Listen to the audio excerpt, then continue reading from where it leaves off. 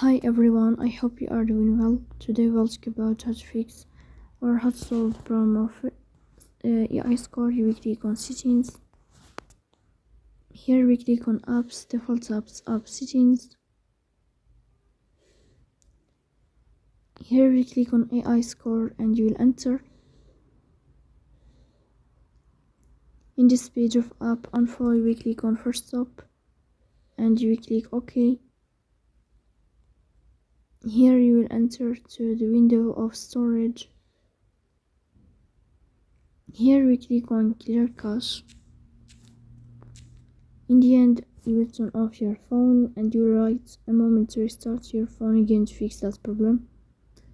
So please don't forget to support us by like and subscribe. See you next time and thank you for your watching and your attention.